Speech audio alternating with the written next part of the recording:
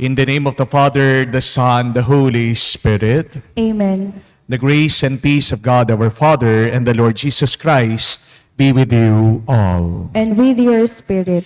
My dear friends, today we celebrate the solemnity of the Immaculate Conception of our Blessed Mother, Mary. God, in a very special way, has made our Blessed Mother pure, so that from her, our Lord Jesus Christ may be clean, and through Him, He may cleanse our soul from sin. For the many times that we have returned in sinning, that we have not repented from our evil doings, for the many times that we have distanced away from the love of God, for the many times that we have remained in our anger, in our pride. Let us ask the Lord for His merciful forgiveness so that we can become more worthy now to celebrate these sacred mysteries. I confess To Almighty God, and to you, my brothers and sisters, that I have greatly sinned in my thoughts and in my words, in what I have done and in what I have failed to do, through my most grievous fault. Therefore, I ask Blessed Mary, ever Virgin, all the angels and saints, and you, my brothers and sisters, to pray for me to the Lord our God. May Almighty God have mercy on us, forgive us our sins, and bring us to everlasting life. Amen. Lord, have mercy. Lord, have mercy. Christ, have mercy. Christ, have mercy. Lord, have mercy. Lord, have mercy. Gloria in excelsis Deo.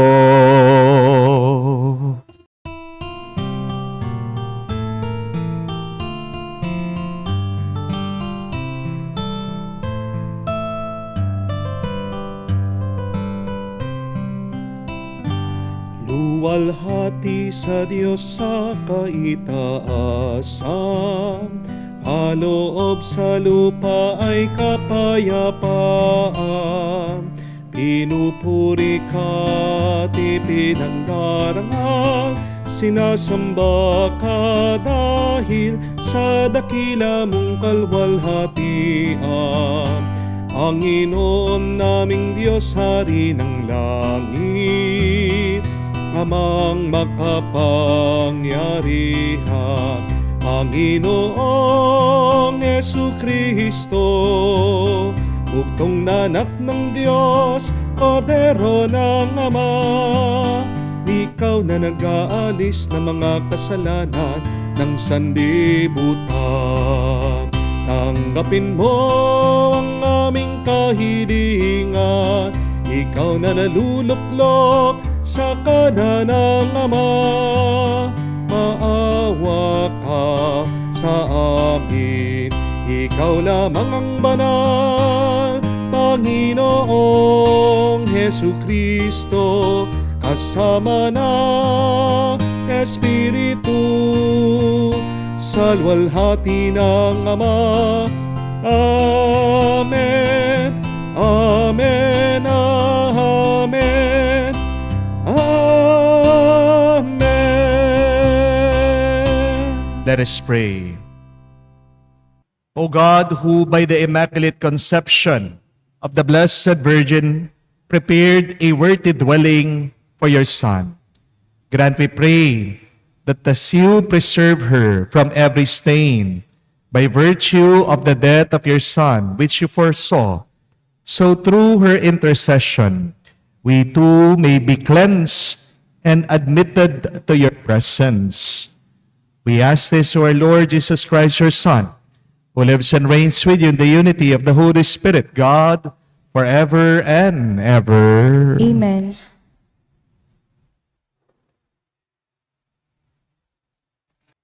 A reading from the book of Genesis.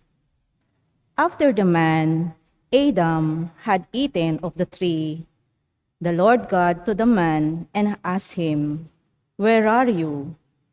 He answered, "I heard you in the garden, but I was afraid, because I was naked. So I hid myself Then he asked, "Who told you that you were naked? You have eaten, then, from the tree of which I had forbidden you to eat." The man replied, "The woman whom you put here with me, she gave me fruit from the tree, and so I ate it." The Lord God then asked the woman, "Why did you do such a thing?" The woman answered, "The serpent tricked me into it, so I ate it." Then the Lord God said to the serpent, "Because you have done this, you shall be banned from all the animals and from all the wild creatures. On your belly shall you crawl, and dirt shall you eat all the days of your life. I will put enmity between you and the woman, and between your offspring and hers. He will strike at your head, while you strike at his heel." The man called his wife Eve, because she became the mother of all the living. The word of the Lord. Thanks be to God. Sing to the Lord a new song, for he has done marvelous deeds. Sing to the Lord a new song, for he has done marvelous deeds. Sing to the Lord a new song, for he has done wondrous deed. His right hand has won victory for him, his holy arm. Sing to the Lord a new song, for he has done marvelous deeds. The Lord has made his salvation known. In the sight of the nations, he has revealed his justice. He has remembered his kindness and his faithfulness toward the house of Israel. Sing to the Lord a new song, for he has done marvelous deeds. All the ends of the earth have seen the salvation by our God. Sing joyfully to the Lord, all your lands, breaks into song, sing praise. Sing to the Lord a new song, for he has done marvelous deeds.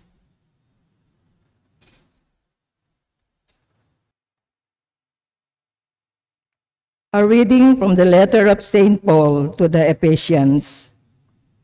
Brothers and sisters, blessed be the God and Father of our Lord Jesus Christ, who has blessed us in Christ, with every spiritual blessing in the heavens, as he chose us in him, before the foundation of the world, to be holy and without blemish before him.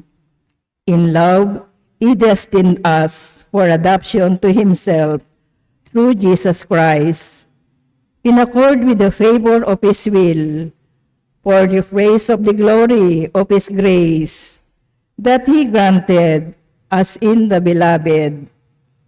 In him we were also chosen, destined in accord with the purpose of the one who accomplishes all things according to the intention of his will, so that we might exist for the praise of his glory.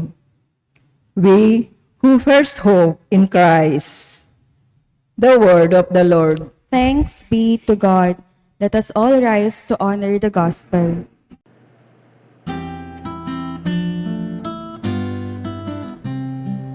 Alleluia, alleluia, alleluia, alleluia, alleluia,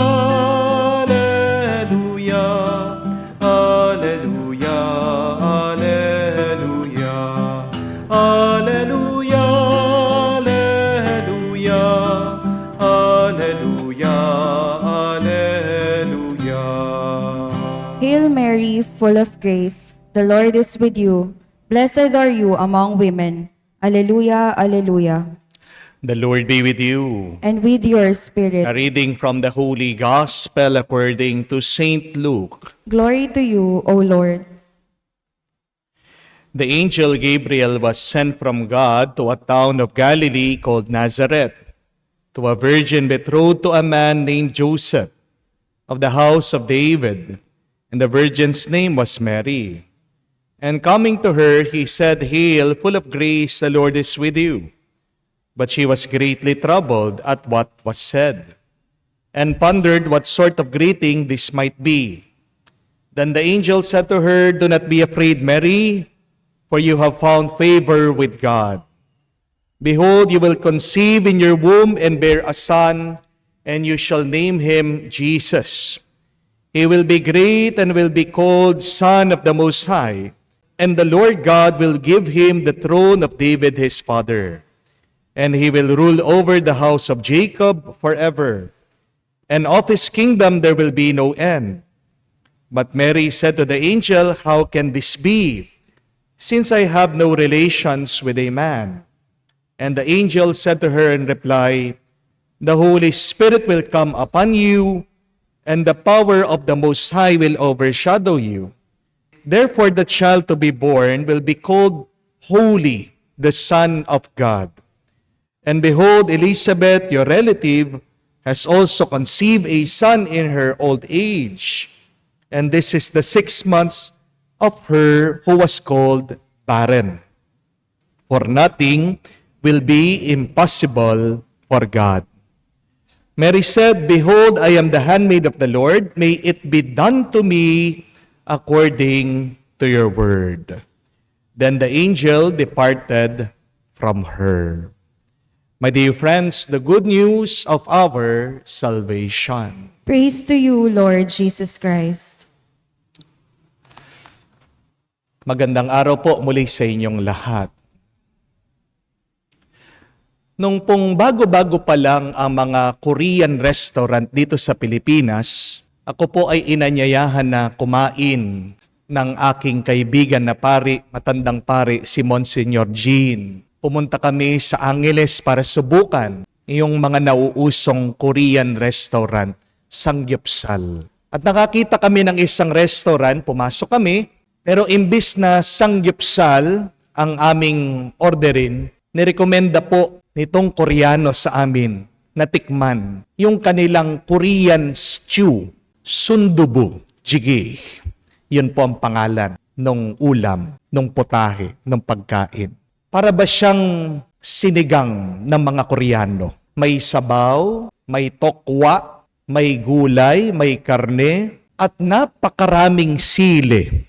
Sinubukan po namin dahil mukha naman masarap doon sa picture. At nung pagkadating ng pagkain, ito ay nakalagay doon sa black na kaldero ng mga Koreano. Tinikman namin, nilagay namin sa kanin, kahit na maanghang, nakuha po naming naubos.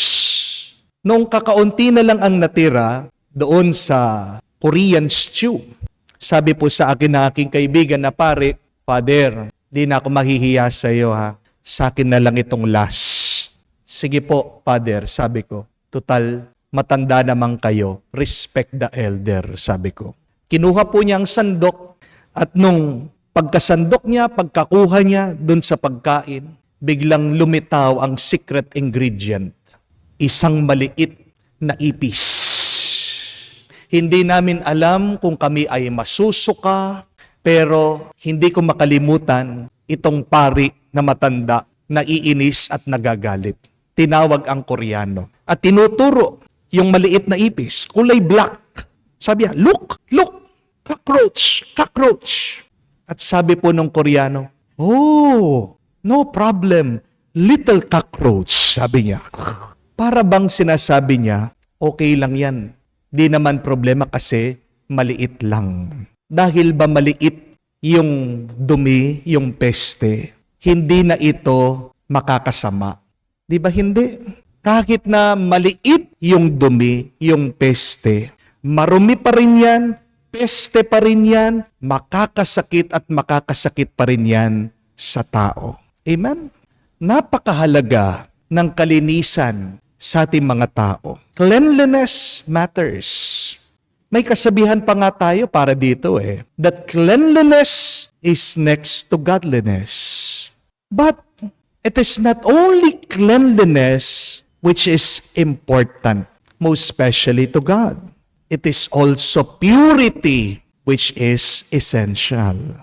And I think The right belief should be that purity is next to godliness. Tandaan, hindi naman ibig sabihin, pag malinis ka, dalisay ka. Iba ang pagiging malinis sa dalisay. Being clean does not mean that you are already pure. We clean ourselves. We take a bath every day. But only God can purify us. Remember that. Ang kasalanan, kahit na maliit yan, kasalanan pa rin yan. Tandaan niyo po yun. Ang kasalanan, pagkaliit-liit man, kasalanan pa rin yan. Nakakadumi pa rin sa iyong kaluluwa. Nakakasakit pa rin sa iyo at makakasakit pa rin ito sa ibang tao. Kahit na sabihin mo, Father, white lies lang naman eh. But remember that a lie is the doorway for the devil for the other sins. Kahit na nangupit ka lang ng 20 pesos. But remember that the desire for money is the root of all evil. Amen? Kahit na tumitingin ka ng malaswa sa isang babae, ano ang sabi ni Jesus? Ikaw na ay nangangalunya. No matter how small a sin is, it is still a sin. And when sin enters into our hearts and into our souls, it is like a termite destroying us. When sin enters our mind, our heart, our soul, it is like a bacteria and a virus. Pagkaliit-liit ng virus, hindi mo makita, pero pag pumasok sa katawan mo, napakalaki ng epekto nito. Magkakasakit ka, lupaypay ang iyong pangangatawan. Napakarami sa atin gusto ng malinis na muka, maporma na pangangatawan. Pero ang tanong, ano bang kagustuhan ng Diyos? Yung maganda ka lang? Yung gwapo ka lang? Hindi. Ang talagang kagustuhan ng Diyos ay yung maganda rin sana ang iyong puso at kaluluwa.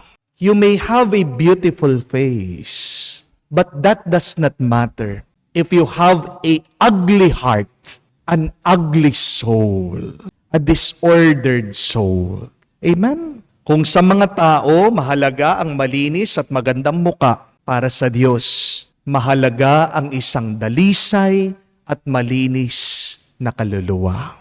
Nagpapasalamat po tayo sa Diyos dahil hindi niya hinayaan ni katiting na kasalanan na mabahira ng ating mahal na ina, si Maria. In a very special way, God has made Mary immaculately clean or pure through the conception of her mother, Saint Anne, so that her son Jesus would become the living water that would cleanse us from the dirt, from the mar of sin. Kung may bahid kasalanan si Maria, mababahiran din ang kanyang anak, si Jesus. At hindi tayo maliligtas ng Panginoon sa dumi ng kasalanan. Dahil dalisay si Jesus, kaya naman nalinis tayo sa ating mga pagkakasala. Isipin nyo na lang po parang ganito. Si Maria, parang tubo. Ang tubo, nakabaon yan sa lupa. Pero kahit na nakabalot ito, maduming lupa, di ba mahalaga? Yung sa loob, malinis siya. Si Maria, nung nabubuhay siya dito sa mundo, nakapaikot siya, nakapalibot siya sa dumi ng kasalanan ng ibang tao, namana pa kay Adan at kay Eva. Pero ginawa ng Diyos, dahil wala namang imposible sa Diyos, na dalisay malinis ang kanyang kalooban. Kasi pag ang tubo malinis sa loob, anong lalabas diyan? Malinis na tubig. Kung ang tubo sa loob marumi, kahit na anong labas ng tubig, madumi yan at hindi makakapaglinis. Hindi po ba? Tingnan nyo na lang po ang pangalan ni Maria. Dito nyo makikita ang papel niya sa ating kaligtasan. By just the name of Mary, we could see her special role in our salvation. Ang talagang pangalan po ni Maria ay Miriam, hindi naman po Mary. Mary is the English word. But if you go to the Hebrew word of the name of Mary, it is Miriam. The Hebrew name of Mary is Miriam. And the Greek word for Mary is Mariah. Ano pong ibig sabihin ng Miriam? Sino po ba si Miriam sa Biblia? Kung alam niyo po ang storya. Si Miriam, siyang kapatid po ni Moises. Hindi po ba? Ang salitang Miriam galing po sa salitang Hebrew na mar. M-A-R. At anong ibig sabihin ng mar? It means bitterness, spoiled, corrupted. Kasi po, di ba, nung panahon po ni Moises, ni Miriam, pinapatay po yung mga panganay na Hebreyo, nagagalit ang mga Egyptians sa kanila dahil pinatay yung mga anak, yung mga bata, yung mga babae, yung mga ina, umiyak sila. Naging bitter sila, naging mapait, naging malungkot, puno ng galit ang kanilang puso. Doon po nag-umpisa, doon po nagmula yung salitang Mar. Binigyan ng pangalan, Miriam. Babae na nalulungkot, ang babae na galit, ang babae na puno ng pait ang kanyang kalooban. Ang salitang more, M-O-R, connected din po sa salitang Miriam and Mary. At ang more, yan po yung salita na ginagamit nila dun sa myrrh. At ano po ang myrrh? Isa po yan sa mga 3 regalo binigay sa ating Panginoong Jesucristo. Remember? Myrrh, gold, and frankincense. Ano po ba yung myrrh? Ito po yung oil spice daw. Isa pong langis, isang sangkap nilalagay sa pagkain para tumamis yung pong pagkain. Pag mapait, lagyan mo daw ng myrrh, tatamis yan. Kaya nga, para sa mga Hudyo, sa mga Hebreyo, ang myrrh ay tanda ng tuwa, ng galak. Myrrh represents joy.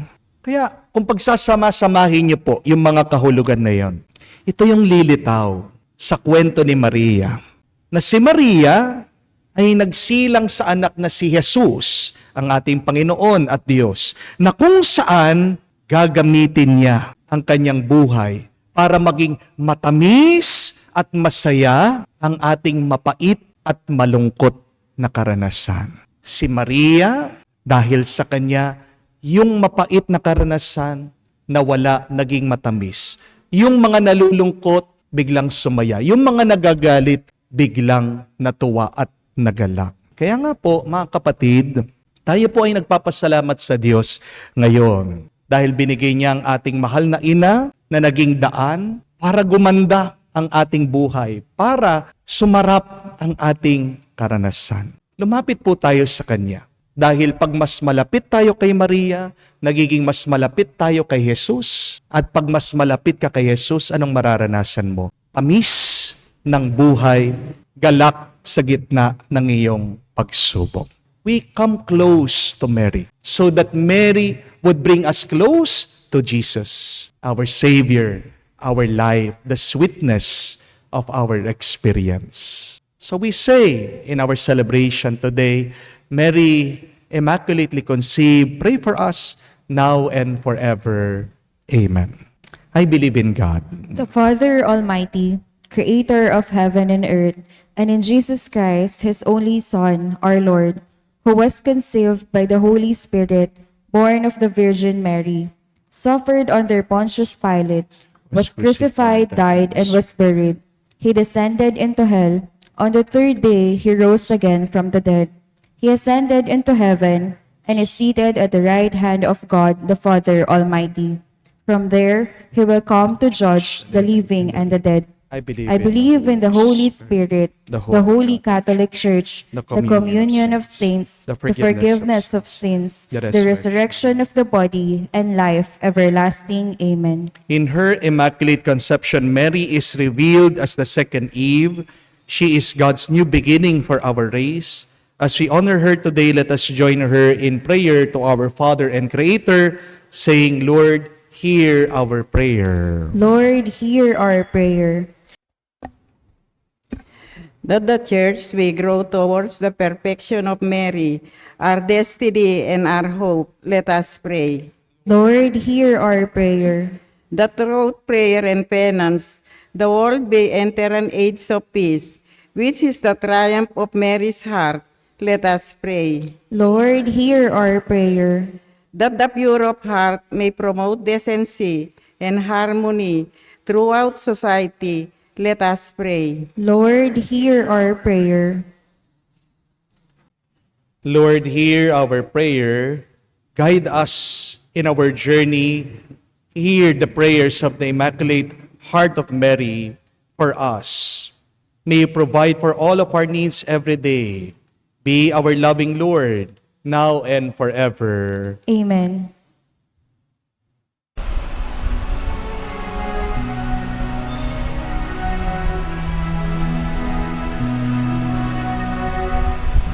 Aming ating alay na ito, ang tinapay na nagmula sa pagpapala mo. At tanggapin ang alak na ito, inuwing inihain sa'yo.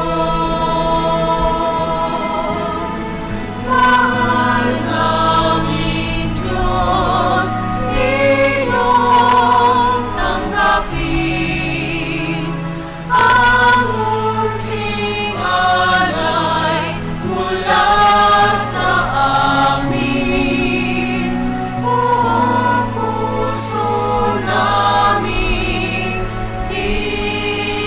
hintayin pagpapala ng aming hiling.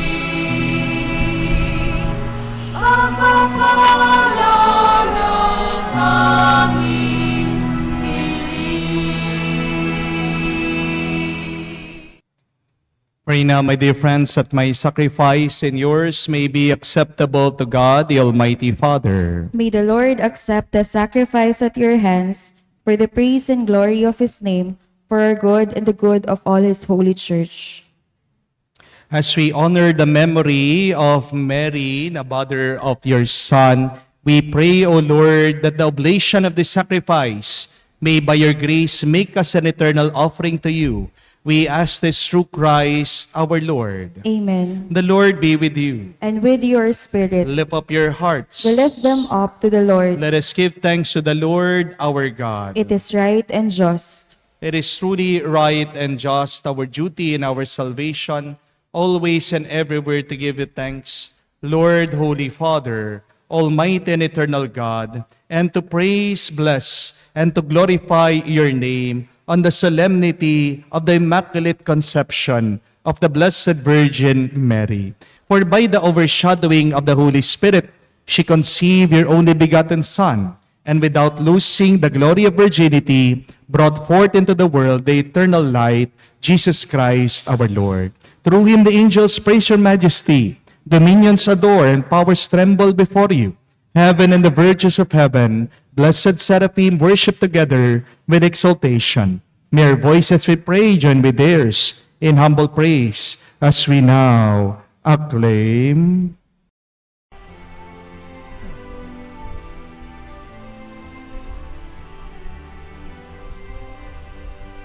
Santo, Santo, Santo, Panginoong Diyos ng mga hukbo, napupuno ang langit at lupa ng kadakilaan mo.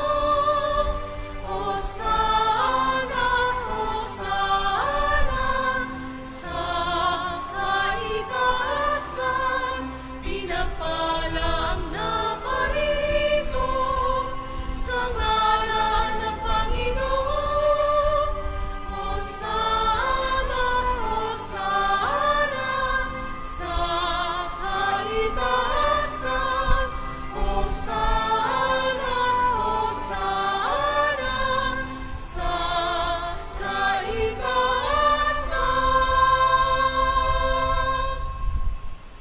Hear indeed, Holy O Lord, the fount of all holiness. Make holy therefore these gifts, we pray, by sending down your Spirit upon them like the dewfall, so that they may become for us the body and blood of our Lord Jesus Christ. At the time when he was betrayed and entered willingly into his passion, he took bread and giving thanks, broke it, gave it to his disciples, saying, "Take this, all of you, and eat of it, for this is my body, which will be given up for you."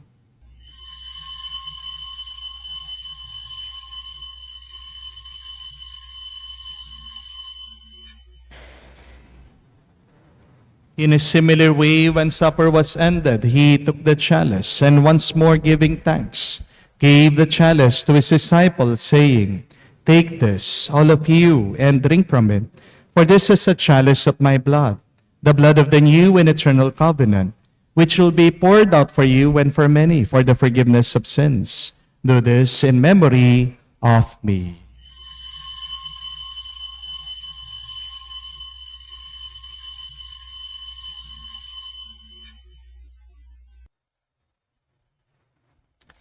The mystery of faith.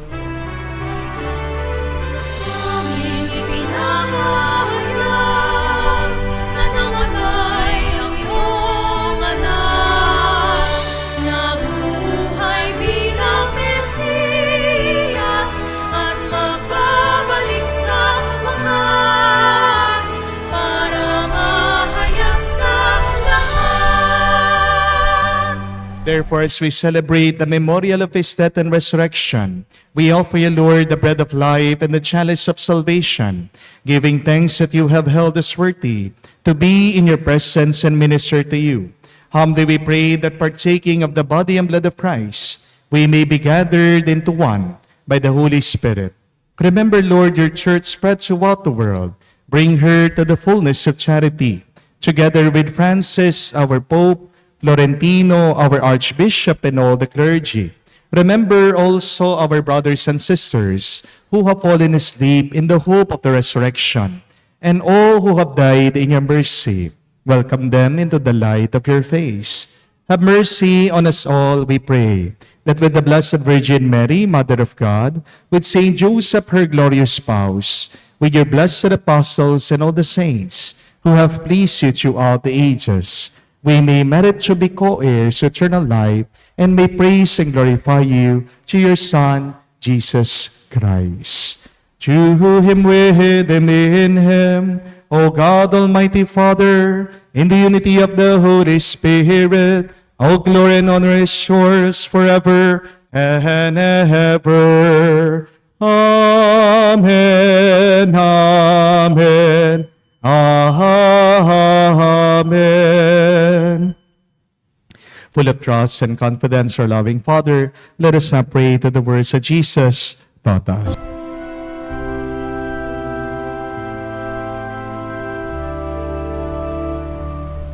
Ama namin, sumasalangit ka, sambahin ang ngalan mo, mapasa amin ang kaharian mo, sundin ang loob mo dito sa lupa para nang sa langit. Bigyan mo kami ngayon ng aming kakanin sa araw-araw at patawarin mo kami sa aming mga sala para ng pagpapatawad namin sa nagkakasala sa amin. At huwag mo kaming ipahintulot sa tukso at iadya mo kami sa lahat ng masama. Deliver us, Lord, we pray, from every evil. Graciously grant peace in our days, that by the help of your mercy we may be always free from sin and safe from all distress as we await the blessed hope and the coming of our Savior, Jesus Christ. For the kingdom, the power, and the glory are yours, now and forever. Lord Jesus Christ, said to your apostles, "Peace I leave you, my peace I give you. Look not on our sins, but on the faith of your church, and graciously grant her peace and unity in accordance with your will. For you who live and reign forever and ever. Amen. The peace of the Lord be with you always. With your spirit. Let us offer each other the sign of peace. Peace be with you, peace be with you, peace be with you po.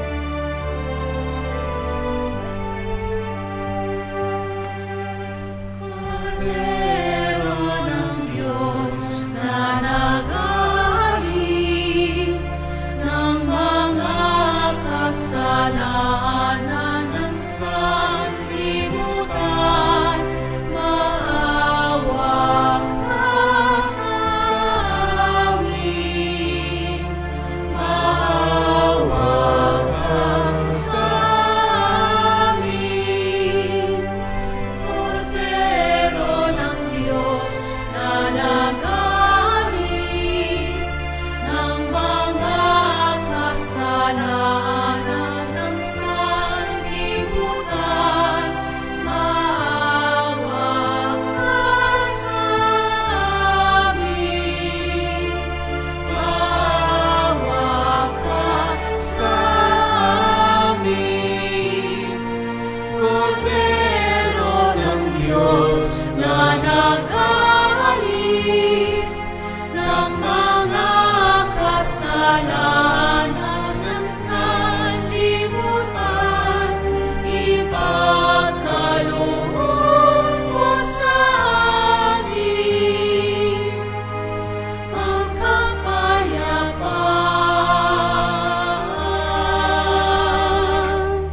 My dear friends, behold our Lord and Savior Jesus Christ, our Lamb of God, the one who takes away the sins of the world. Blessed are we now called to be with him in the banquet of the Lamb. Lord, I am not worthy that you should enter under my roof, but only say the word, and my soul shall be healed.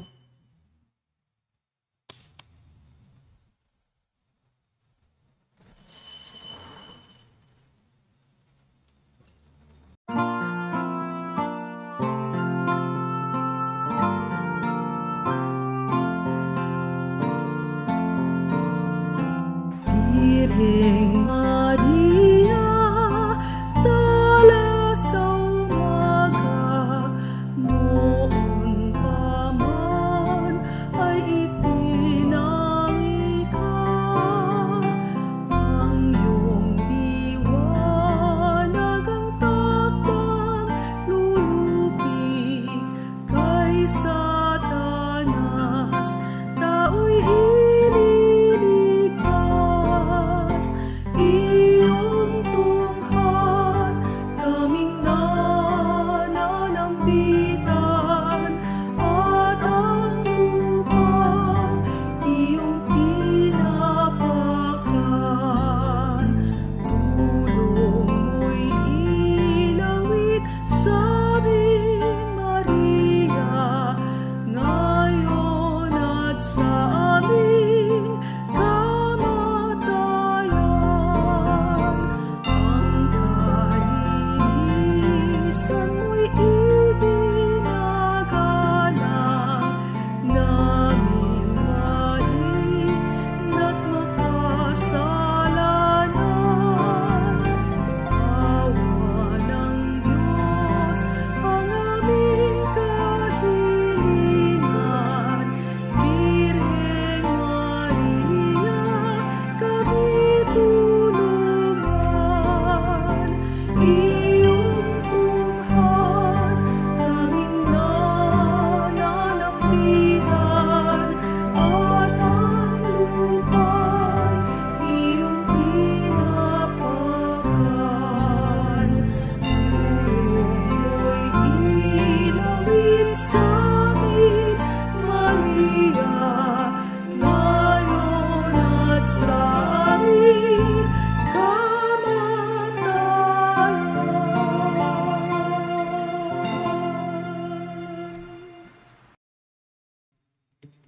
Let us pray. May the sacrament we have received, O Lord our God, heal in us the wounds of our fault, from which in a singular way you preserve Blessed Mary in her Immaculate Conception. We ask this through Christ our Lord. Amen.